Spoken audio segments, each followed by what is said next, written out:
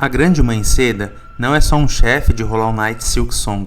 Ela pode ser literalmente a criatura mais importante de todo o reino de Fjarlongo, porque tudo em Silksong parece levar até ela. A seda, a assombração, os habitantes do reino, tudo parece estar conectado à Grande Mãe Seda. Então hoje eu vou te mostrar quem ela é, de onde ela veio, o que ela fez em Fjarlongo e por que a luta contra ela é muito mais do que só um boss. A Grande Mãe Seda é tratada como uma entidade superior dentro do universo de Hollow Knight. E isso já muda tudo, porque personagens desse nível não são só importantes, eles moldam o mundo ao redor deles, e no caso dela, esse poder é a seda. Só que em Silksong, a seda não é só uma mecânica do jogo, ela está em tudo, no combate, nas criaturas, na estrutura do reino e até na decadência de Fjarlongo. Então, quando a Grande Mãe Seda é colocada como a fonte primordial de seda, isso coloca ela como uma das bases do mundo. Ela não é só um personagem importante, ela é parte da fundação da lore de Silksong. Agora vem a parte mais importante, e aqui a gente precisa ser honesto. O jogo não explica exatamente como a Grande Mãe Seda foi criada. Não existe uma origem direta explicando onde ela nasceu, quem a criou ou qual foi o começo exato dela. Mas tudo indica que ela é uma entidade muito antiga, que surgiu em Fjarlongo como uma força dominante. E isso faz muito mais sentido dentro de Hollow Knight, porque várias das figuras mais importantes desse universo não são explicadas como personagens comuns. Eles simplesmente existem e mudam o destino de reinos inteiros. E a Grande Mãe Seda parece ser exatamente isso. Não alguém que aprendeu a controlar a seda, mas a própria origem dela. E é aqui que a lore começa a ficar pesada, porque a Grande Mãe Seda não existe só no reino. E é bem provável que ela tenha ajudado a criar a própria Fjarlongo.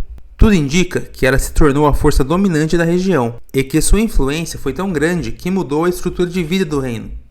Mas o ponto mais importante é esse: ela moldou criaturas. Tudo indica que a Grande Mãe Seda teve papel direto na transformação das antigas criaturas de Fjarlongo no povo ligado à seda, as Tecelãs. E isso muda completamente o peso do personagem, porque agora ela não é só uma governante, ela é quase uma criadora de espécie. E aí o nome, Grande Mãe Seda, faz muito mais sentido. Mas Hollow Knight nunca deixa isso bonito demais, porque essa maternidade dela não parece algo moroso, parece controle, parece pose. Parece um tipo de ligação onde tudo precisa pertencer a ela. As Tecelãs são fundamentais para entender quem a Grande Mãe Seda realmente é, porque elas não só servem a ela, elas praticamente cultuam a Grande Mãe Seda. Tudo indica que esse povo mantinha a presença dela viva através de cantos, rituais e devoção. E por muito tempo, a Grande Mãe Seda foi tratada quase como uma mãe divina, só que em algum momento algo mudou. E essa é uma das partes mais interessantes. As próprias Tecelãs colocaram a Grande Mãe Seda para dormir, ou seja, ela não foi simplesmente derrotada, ela foi selada, mantida em sono forçado no topo de Fjarlongo. E isso muda completamente a leitura de personagem, porque agora ela não é só uma divindade adorada, ela é uma entidade poderosa demais para ser deixada livre. A Grande Mãe Seda está em um lugar chamado O Berço, e sinceramente, esse nome é genial, porque pensa comigo, a Grande Mãe está no berço. Isso é simbólico demais para ser coincidência. O berço é o lugar de origem, o lugar onde algo nasce, o lugar onde algo é mantido. Só que em Silksong, isso ganha um tom muito mais sombrio, porque esse lugar não passa a sensação de conforto, passa a sensação de contenção, ritual e aprisionamento.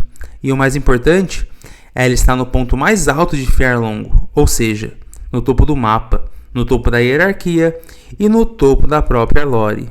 Porém, mesmo selada, a influência dela continua. A Grande Mãe Seda é tratada como coração da assombração de Fjarlongo, e isso é muito forte, porque significa que os fios dela continuam se espalhando pelo reino, afetando criaturas, mudando comportamentos e empurrando Fjarlongo para a decadência.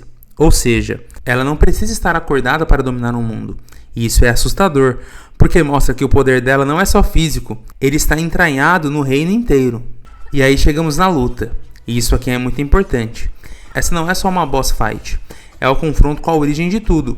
Hornet enfrenta a Grande Mãe Seda no topo do berço, onde ela esteve selada, e o combate reflete exatamente quem ela é. Ela não luta como uma guerreira comum, ela luta como alguém que controla o espaço inteiro. A batalha é marcada por fios que prendem a arena, ataques em larga escala, pressão constante, sensação de domínio total. Ou seja, você não só está lutando contra ela, você está preso dentro do mundo dela. E isso é genial, porque a luta traduz perfeitamente o que ela representa: controle, aprisionamento e domínio absoluto. E se você assistiu o vídeo que eu fiz sobre a Tecelã, você provavelmente já percebeu uma coisa: personagens ligados à Seda quase nunca são simples por trás. E quando você junta isso com a Grande Mãe Seda, fica claro que a Seda não é só um poder em Silksong, ela é uma estrutura inteira dentro da lore.